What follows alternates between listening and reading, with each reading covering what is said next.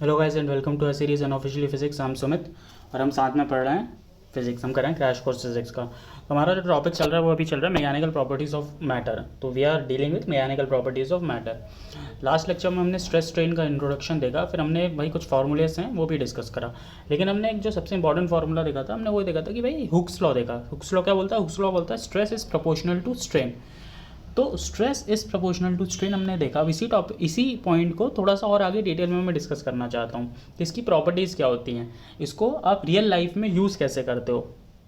तो देखिए, आपको ये तो अभी आइडिया, स्ट्रेस थोड़ा बहुत फोर्स से रिलेटेड है और एरिया से रिलेटेड है, ठीक है। और स्ट्रेन जो है वो डिफॉर्मेशन से रिलेटेड है। तो अगर किसी चीज़ का डिफॉर्मेशन हमें पढ़ना रहता है, हमें किसी चीज़ के डिफॉर्मेशन की स्टडी करना रहती है, तो हम स्ट्रेन की स्टडी करते हैं, ठीक है। तो लेट अस मूव ऑन कि इसको हम रियल लाइफ में लगाते कैसे हैं। मान लीजिए कोई मेटालिक वायर है।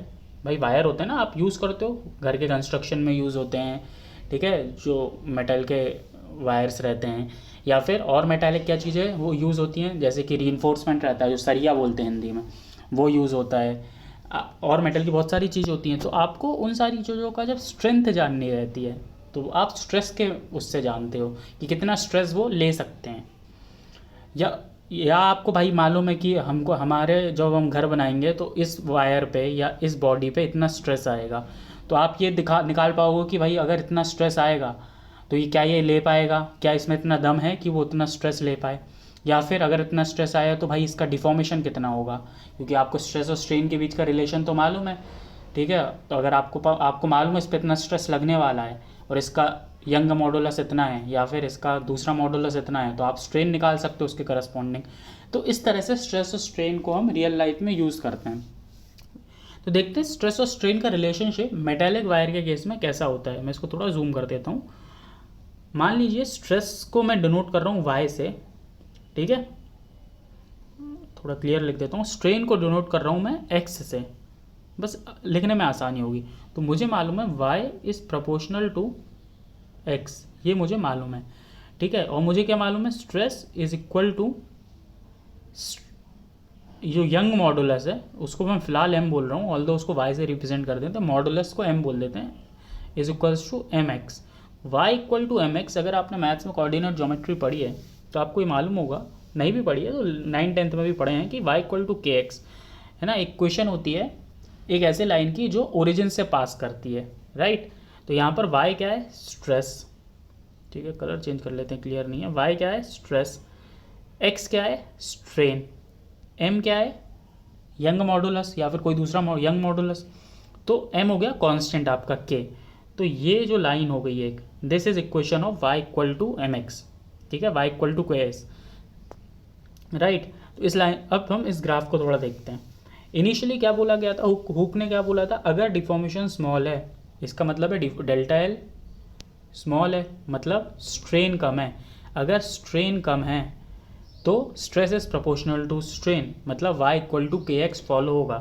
तो इस पॉइंट तक, पॉइंट ए तक आप देखिए स्ट्रेट लाइन है, एकदम स्ट्रेट लाइन है। इस पॉइंट तक y is proportional to strain, stress is proportional to strain, क्योंकि स्ट्रेन कम है। यहाँ तक हुक्स लॉ वैलिड है। अब अगर स्ट्रेन बढ़ता है, मतलब अगर डेल्टा एल और बढ़ता है, डिफॉर्मेशन बढ़ता है, तो फिर क्या होता है देखते हैं। यहाँ तक का तो हमको मालूम है। अब अगर स्ट्रेन और बढ़ता है तो ये थोड़ा कर्व्ड शेप लेने लगता है, ऐसा जैसा कि ए से बी में दिखा रहा है, ठीक है। और फिर वो वहीं से थोड़ा सा हल्का सा डिप होके कुछ ऐसा शेप लेता है, ठीक है, जो जो शोन है। तो जैसे जैसे स्ट्रेन बढ़ता है वैसे वैसे स्ट्रेस का जो वैल्यू है वो भी उस हिसाब से चेंज हो रहा है, या फिर आप, ठीक है, उस हिसाब से वो चेंज हो रहा है। तो इसमें ग्राफ में आप देख रहे हो, आप बोलोगे ठीक है ये तो वैल्यू चेंज हो रहा है, ऐसा प्रैक्टिकली पाया गया है, मतलब ऐसा अपने मन से नहीं ड्रॉ कर दिया गया है, ये प्रैक्टिकली पाया गया है कि स्ट्रेन आपने इतना बढ़ाया तो वैल्यू हुई, फिर थोड़ा और बढ़ाया तो बढ़ने लगी, फिर और बढ़ाते हो तो कम भी होती है। उसका भी रीज़न है, ऑल्दो अभी आपके स्कोप के बाहर है, लेकिन उसका भी रीज़न है, वो स्ट्रेस कम भी होता है, ठीक है। तो हमारा अभी क्या है, जो ए बी सी डी ये 4-5 पॉइंट हैं, ये क्या पॉइंट्स हैं, हमें अभी वही जानना है। आपको ग्राफ तो मालूम चल गया। देखो ए तक तो क्या होता है, stress is proportional to strain, तो इसको बोल देते हो प्रोपोर्शनल लिमिट, ठीक है, नाम से क्लियर है। अब क्या होता है, इलास्टिक बॉडीज़ क्या होती हैं जो अपना शेप वापस से रीगेन कर लेती हैं। क्या होता है, जब भी आप वायर को खींचते हो तो ए तक जाता है, फिर थोड़ा और बढ़ता है बी तक, ऐसे इससे कुछ कर्व्ड शेप में जाता है।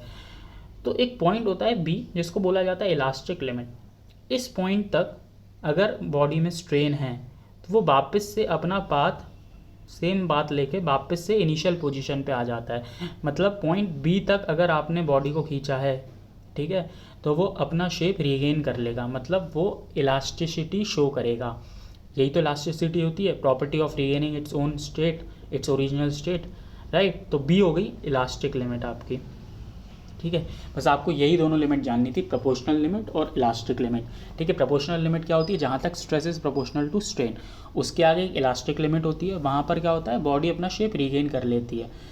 इलास्टिक लिमिट तक जैसे इलास्टिक लिमिट तक क्या होता है, stress is not proportional to strain, ठीक है। इस रीजन में stress is not proportional to strain, लेकिन वो अपना शेप फिर भी रीगेन कर लेगा, ठीक है। तो बी से पहले किसी भी पॉइंट पे आप रोक दोगे स्ट्रेस लगाना तो वो अपना शेप रीगेन कर लेता है। अब अगर बी के बाद आप रोकोगे तो क्या होगा, मान लीजिए आपने इस पॉइंट पर रोका, ठीक है, तो क्या होगा, तो वो अपना शेप रीगेन नहीं करता है, लेकिन वो जो पाथ फॉलो करता है वो कुछ इस तरह से करता है कि दैट इज़ पैरेलल टू जो इनिशियल प्रोपोर्शनल वाला पाथ है ना, उसके पैरेलल ही वो वापस आता है, ठीक है। जब वो उसके पैरेलल ही वापस आएगा तो आप यहाँ देख पा रहे हो कुछ स्ट्रेन यहाँ पर है, तो ये स्ट्रेन रह जाता है, बॉडी में इतना डिफॉर्मेशन रह जाता है। ऐसा नहीं कि बाद में आप शेप फोर्स लगा के छोड़ दोगे तो वो यहीं पर रहेगा या उसमें इतना ही स्ट्रेन रहेगा, नहीं, वो कुछ वापस आता है, कुछ रिट्रेस करता है पार्ट, तो कुछ स्ट्रेन कम होता है, मतलब वो कुछ हद तक तो रीगेन करता है, कुछ हद तक तो अपना जो शेप है रीगेन करने की कोशिश करता है, लेकिन पूरा नहीं रीगेन कर पाता है, राइट। तो ये जो पाथ है, ये जो स्ट्रेन है, ये रह जाता है, तो इस स्ट्रेन को बोलते हैं रेसिडुअल स्ट्रेन, जो स्ट्रेन रह गया है, ऑल्दो आपके उसका नहीं है, चूँकि बात चल रही है तो मैंने बता दिया है। इसी तरह ये जो पॉइंट डी होता है, इसको बोलते हैं अल्टीमेट स्ट्रेस पॉइंट, या है ना, इसमें आप देखो इस पॉइंट पे स्ट्रेस सबसे ज़्यादा है, मैक्सिमम है, ठीक है, इससे ज़्यादा तो कहीं है नहीं पूरे ग्राफ में, तो ये होता है अल्टीमेट स्ट्रेस पॉइंट। जो पॉइंट ये होता है, यहाँ पर फाइनली आपकी बॉडी, आपका वायर टूट जाता है, ठीक है, या फिर बोलूँ तो फ्रैक्चर हो जाता है, तो इस पॉइंट को बोल देते हैं fracture point. This is basically stress strain relationship of metallic wire. Now अगर मान लीजिए अब रबड़ है, रबड़ जैसी कोई बॉडी है, ठीक है, रबड़ आपको मालूम है क्या होती है, डिफाइन, तो उसका स्ट्रेस स्ट्रेन रिलेशनशिप ऐसा शोन है, वो ऐसा जाता है, ठीक है। अब ये जो डॉटेड लाइन है वो क्या शो कर रही है, डॉटेड लाइन शो कर रही है अगर आप, मैं यहाँ पर जाके स्ट्रेस हटा दूंगा, स्ट्रेस रिमूव कर दूंगा, ठीक है, आपने खींचा और फिर फोर्स रिमूव कर दिया, तो आपने क्या देखा था उस केस में, पिछले वाले केस में, मेटालिक वायर के केस में, कि भाई वो मेटालिक वायर के केस में आपने देखा था अगर इलास्टिक लिमिट के पहले छोड़ दो तो वो अपना पार्ट रिट्रेस कर लेता है, और बाद में छोड़ो तो वैसे पैरेलली वापस आता है। इस रबड़ के केस में क्या होता है, काफ़ी इंटरेस्टिंग है, वो कुछ ये वाला जो कर्व्ड पाथ, जो सॉरी कर्व्ड बोल रहा हूँ, डॉटेड पाथ है, वो फॉलो करता है, राइट। तो स्ट्रेस स्ट्रेन रिलेशनशिप का जो एरिया होता है, स्ट्रेस स्ट्रेन ग्राफ का जो एरिया होता है वो आपको वर्क डन बताता है, ठीक है। तो रबड़ के केस में वो ये बता रहा है कि work done by material in returning to its original shape is less than work done by the deforming force when it was deformed. मतलब जब आपने इसको डिफॉर्म करा तो उसने ये वाला पाथ फॉलो करा, तो जो वर्क डन है वो इस पूरे ग्राफ का एरिया है, ठीक है, जो मैंने ग्रीन से ड्रॉ करा है, राइट। लेकिन जब वो वापस आया तो वो डॉटेड लाइन से आया, तो वापस आने वाले पाथ का एरिया है ये जो मैं पर्पल से ड्रॉ कर रहा हूँ वो, ठीक है, ये वापस आने वाला एरिया हो गया, राइट। और ड्रॉ करूँ तो ये वापस आने वाला एरिया हो गया जो शेड करा है मैंने। तो वापस आने वाला एरिया जाहिर सी बात है कम है, कितना कम है, ये जो बीच का एरिया उतना कम है, तो वो ही बोल रहा है कि वर्क डन भाई उसको डिफॉर्म करने में ज़्यादा होता है, और जब वो डिफॉर्मेशन से वापस आता है ओरिजिनल शेप में तब वर्क डन कम होता है अ सर्टेन अमाउंट। तो ये जो बीच का डिफॉर्मेशन है, बीच का जो वर्क डन है जो कम हो गया है, जो पर्पल से ड्रॉन है, वो एनर्जी कहाँ गई, वो एनर्जी ऑब्जॉर्व कर लेता है आपका रबड़, ठीक है, और वो अपीयर होती है इन फॉर्म ऑफ हीट। आपने देखा वो बहुत बार खींचोगे तो वो गर्म हो जाती है, कई बार चीज़ें ऐसा होता है, शॉकअप मॉकअप गर्म हो जाते हैं गाड़ी के, ठीक है, तो वो अपीयर होती है, वो ऑब्जॉर्व कर लेता है रबड़ और वो उसको हीट के फॉर्म में छोड़ता है, हीट के फॉर्म में उसको अपीयर करता है, ठीक है, अपीयर होती है हीट के फॉर्म में, उसको वेस्ट करता है वो। तो इस प्रोसेस को बोलते हैं इलास्टिक हिस्टेरेसिस। ऑल्दो इससे बहुत ज़्यादा क्वेश्चन नहीं आएंगे, लेकिन चूँकि बताना था इसलिए मैंने आपको एक बार बता दिया है, राइट। लेकिन ये वाला ग्राफ बहुत इंपॉर्टेंट है, ओके। Now moving on. भाई मैंने ये तो बता दिया आपको, वर्क डन जो होता है वो stress strain relationship area graph का एरिया होता है, ठीक है, स्ट्रेस स्ट्रेन ग्राफ का एरिया आपका वर्क डन होता है। Now moving on, potential energy of a strain body. मतलब भाई एनर्जी की बात भी कर लेते हैं, हमने पोटेंशियल एनर्जी, काइनेटिक एनर्जी, इन सारी एनर्जियों की बात करी है, ठीक है। तो आपने देखा था रबड़ वाले एग्जाम्पल में इलास्टिक हिस्टैरिसीस में वो कुछ एनर्जी सेव कर लेता है, राइट। वो कुछ एनर्जी जब आप करते हो तो वो कुछ एनर्जी अपने अंदर स्टोर करता है जो बाद में हीट के फॉर्म में अपेयर होती है। तो ऐसे ही वो एक एग्जाम्पल था, ऐसे ही कोई भी बॉडी हो, मान लीजिए स्प्रिंग है, ठीक है, ये आपके पास एक स्प्रिंग है। अगर स्प्रिंग नेचुरल स्टेट में अपनी, सॉरी डायग्राम थोड़ा ख़राब है, लेकिन अगर ये स्प्रिंग अपनी नेचुरल स्टेट में, मतलब ना खिंची है ना कंप्रेस्ड है, तो स्प्रिंग की जो एनर्जी होगी वो मिनिमम होगी। एक बात ध्यान रखिए, ये यूनिवर्सल स्टेटमेंट है, हर चीज़ पे अप्लाई होता है, ऑब्जेक्ट्स पे भी, इंसान पे भी। हर आदमी स्टेबिलिटी की तलाश में रहता है, ठीक है। और जब कोई भी चीज़ स्टेबल रहती है तो उसमें डिसऑर्डर नहीं होता है, ठीक है। सीधी बात है, स्टेबल है मतलब उसमें कोई भी डिसऑर्डर नहीं है, वो शांत है, उसमें कोई भी वो नहीं चल रहा है। तो मतलब उसकी एनर्जी कम रहती है, उसमें जो स्टोर्ड एनर्जी रहती है वो कम रहती है, ठीक बात है। तो हर कोई उस स्टेबल स्टेट की तरफ जाना चाहता है जहाँ पर पोटेंशियल एनर्जी कम है, ठीक है। आप ये स्टेटमेंट ध्यान रखिए और इससे आप हर चीज़ समझ में आएगी फ़ौरन। ये स्प्रिंग है अपनी नेचुरल स्टेट में, मतलब इस पर कोई इलॉन्गेशन नहीं, कोई एक्सटेंशन नहीं है, मतलब ये अपनी स्टेबल स्टेट में। तो इस स्टेट में इसकी जो पोटेंशियल एनर्जी है वो मिनिमम होती है, ठीक है। इस स्टेट में इसकी पोटेंशियल एनर्जी मिनिमम होती है। आप जैसे ही इसको खींचोगे तो इसमें कुछ डिसऑर्डर होगा, ये वापस आने की कोशिश करेगा, या फिर इसको आप थोड़ा दबाओगे तो ये फिर वापस अपनी नेचुरल स्टेट पे आने की कोशिश करेगा। आप देखो दोनों केसेस में, ठीक है, वो स्प्रिंग वाले केस में जब आप दबा रहे हो तो वो यहाँ आ रहा है, जब आप खींच रहे हो तो वापस आने की कोशिश कर रहा है, मतलब वो कोशिश कर रहा है अपनी मिनिमम पोटेंशियल एनर्जी वाली स्टेट पे आने की, ठीक है। क्यों? क्योंकि उसमें कुछ इंटरनल फोर्स डेवलप हो रहा है। इंटरनल फोर्स क्या कोशिश कर रहा है? मिनिमम पोटेंशियल एनर्जी वाली स्टेट पे आने की। तो हर बॉडी की यही, इनफैक्ट यूनिवर्स में हर चीज़ की एक ही ऑब्जेक्टिव है कि भैया मिनिमम पोटेंशियल एनर्जी वाली स्टेट पे आना है। एग्जाम्पल और समझना है तो आप ये बॉल वाले एग्जाम्पल से समझने की कोशिश करिए। अगर मैं बॉल यहाँ रखूँगा वो कहाँ आने की कोशिश करेगा? यहाँ पर। यहाँ रखूँगा तो कहाँ आने की कोशिश करेगा? यहाँ पर। यहाँ पर क्या है? यहाँ पर पोटेंशियल एनर्जी मिनिमम है, राइट। तो यही बोल रहा है यहाँ पर, आप पढ़िए स्टेटमेंट को समझ में आएगा। In a natural state potential energy of body is minimum, हम समझ चुके हैं। But when body is stressed और compressed internal forces appear and work has to be done against him, ठीक है। तो वो स्ट्रेस तो इंटरनल फोर्सेस अपीयर होते हैं, ठीक है, जिसके कारण वो वापस अपनी स्टेट में आने की कोशिश करती है, ठीक है, उसके अगेंस्ट कुछ वर्क होता है। Hence potential energy of body increases, ठीक बात है, potential energy of body increase होती है इसी कारण से, ठीक है। एंड दिस पोटेंशियल एनर्जी, जैसे स्प्रिंग के केस में हमने देखा, is called elastic potential energy, ठीक है। ये मैंने इन जनरल बात करी, लेकिन चूंकि हम इलास्टिसिटी की बात कर रहे हैं तो अभी हम इलास्टिक, ये जो पोटेंशियल एनर्जी है वो इलास्टिक पोटेंशियल एनर्जी होती है, ठीक है। तो इसलिए हम इलास्टिक पोटेंशियल एनर्जी को डिफाइन करेंगे। क्या होता है elastic potential energy? It is half stress into strain into volume, ठीक है। This is formula for elastic potential energy, half stress into strain into volume. तो क्या हो गया? Potential energy of a strain body, half stress into strain into volume. अब आप stress की value रख सकते हो यहाँ पर फोर्स अपॉन एरिया, स्ट्रेन की वैल्यू रख सकते हो delta L upon L, volume रख सकते हो एरिया इंटू लेंथ, ठीक है, और आपको फार्मूला मिल जाएगा। लेकिन यही फार्मूला आपको याद रखना है मेरे हिसाब से, तो आप यही याद रखो, आप stress into strain into volume.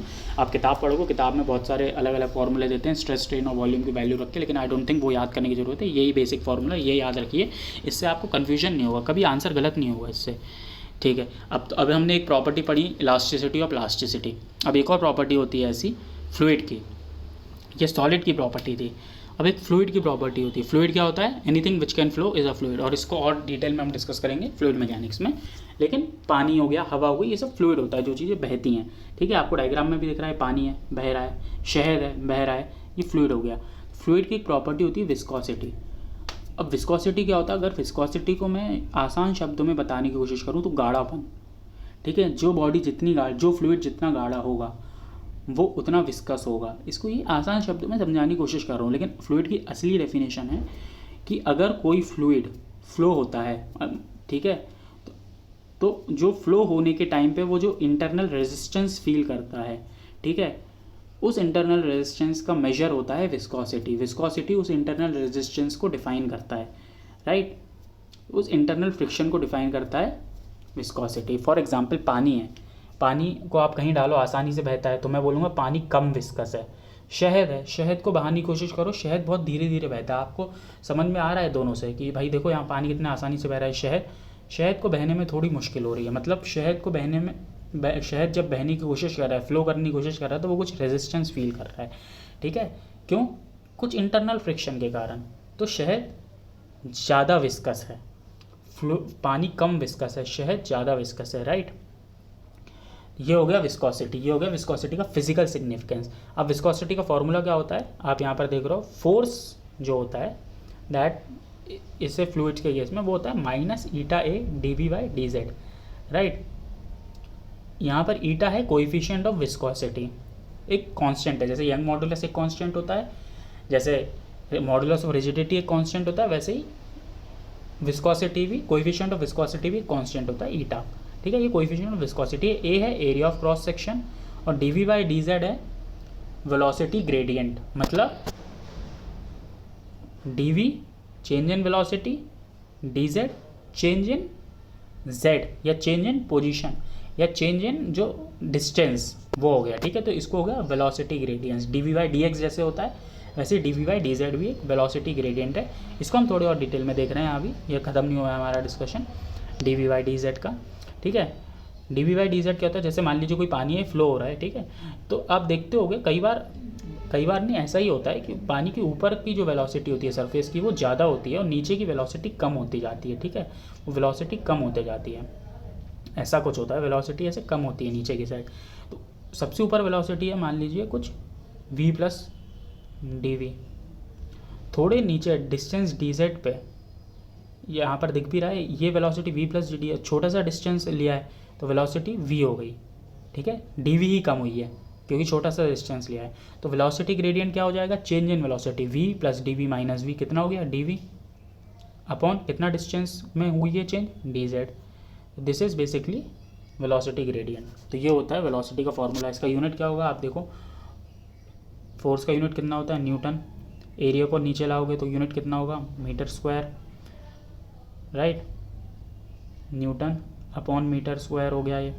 फिर डीवी कितना होता है, मीटर पर सेकेंड, डीवी भी इधर आएगा, मीटर पर सेकेंड। डीजेड क्या होता है, डीजेड ऊपर आएगा, डीजेड का यूनिट भी मीटर होता है, मीटर से मीटर कैंसिल, यूनिट हो गया न्यूटन सेकेंड पर मीटर स्क्वायर, राइट। नाउ भाई दो और इक्वेशन होती हैं जिसमें कुछ जो फ्लो होता है, ये तो मैंने आपको, जैसे पाइप में फ्लो होता है, ठीक है, पाइप होता है, पाइप में पानी फ्लो होता है, या नैरो ट्यूब होती है, पतली सी एक ट्यूब होती है उसमें पानी फ्लो होता है। तो उसमें कुछ इक्वेशंस होती हैं जो आपको याद करना है, इनका डेरिवेशन हम डिस्कस नहीं करेंगे, डेरिवेशन आपके उसका है भी नहीं, मतलब रिलेवेंस का भी नहीं है अभी फ़िलहाल, ठीक है। एक इक्वेशन होती है पॉइजलीज इक्वेशंस, ठीक है। वो बोलता है v by T is equal to pi P R की पावर 4 अपॉन 8 ईटा, ये आपको याद रखना है, ठीक है। यहाँ पर पाई क्या है 3.14, पी क्या है आपका प्रेशर, आर क्या है रेडियस, तो रेडियस की पावर 4 है वो, ठीक है, रेडियस ऑफ पाइप या रेडियस ऑफ ट्यूब। ईटा क्या है कोएफिशिएंट ऑफ विस्कोसिटी, एल क्या है लेंथ ऑफ सेक्शन जो आप कंसीडर कर रहे हो, ठीक है, या लेंथ ऑफ पाइप, लेंथ जो आपके अंडर कंसिडरेशन है। ये हो गई पॉइजलीज इक्वेशन। स्टोक्स लॉ क्या होता है, स्टोक्स लॉ बेसिकली डिफाइन करता है viscous force on spherical body. Sphere क्या हो गया, गोल बॉल जैसे हो गया। तो क्या होता है जब कई बार ऐसा होता है बॉल मतलब कोई भी स्पेरिकल बॉडी है वो ऐसे पानी में ऐसे डूब रही है, ठीक है, पानी में कोई फ्लूइड में नीचे की टाइप ट्रैवल कर रही है, तो उस पर जो विस्कस फोर्स लग रहा है, कुछ रेजिस्टिव फोर्स लग रहा है, वो स्टोक्स लॉ डिफाइन करता है, and that is equal to 6 pi eta R V, where eta is coefficient of viscosity, R is radius of that sphere and v is velocity, right, and f is viscous force. तो this is Stokes law. तो now guys that's it for today. हमने mechanical properties और आगे में हमने कुछ viscosity के बारे में पढ़ा, हमने स्ट्रेस स्ट्रेन रिलेशनशिप कैसे रियल लाइफ में होता है वो देखा, हमने उसके कर्व्स देखे, potential energy of strain body देखी, half stress into strain into volume, ये सारी चीज़ें देखी। ये सारी चीज़ें काफ़ी आसान आपको लग रही होंगी, है भी काफ़ी आसान, जाके प्रैक्टिस कर लीजिए। अगर आपको ऐसा लग रहा है कि भाई आसान है प्रैक्टिस की ज़रूरत नहीं है तो आप फिर से गलत हो, आसान है तो प्रैक्टिस कर लीजिए, क्योंकि अगर प्रैक्टिस कर लोगे तो इसमें गलती के चांस एकदम बहुत कम हो जाएंगे। तो बेटर है ना आप प्रैक्टिस कर लो, आसान चीज़ों में तो आप स्कोर करो। आपका मकसद वहाँ पर ये नहीं है क्वेश्चन वहाँ पर एग्ज़ाम में जाके कि कठिन टॉपिक के क्वेश्चन बनाना है, आपका मकसद ये है कि आपको ज़्यादा से ज़्यादा स्कोर करना है। तो आप भाई 10 आपके चाहे 10 नंबर आपके हों, 10 नंबर किसी और के हों, कोई फ़र्क नहीं पड़ता वो 10 नंबर आप कैसे लाए हो। चाहे आप आसान टॉपिक पढ़ के लाओ, चाहे आप कठिन टॉपिक पढ़ के लाओ, वो नंबर बराबर रहेंगे, ठीक है। तो आपका ऑब्जेक्टिव भी होना चाहिए ज़्यादा से ज़्यादा स्कोर करना है, इसलिए आसान टॉपिक्स को कभी नहीं छोड़ना चाहिए। तो that's it, go and practice and that's it for today guys. Thank you. Next lecture में हम कंसीडर करेंगे, नेक्स्ट लेक्चर में हम कंटिन्यू करेंगे इसी के आगे का टॉपिक, इसी को कंटिन्यू करेंगे। Thank you.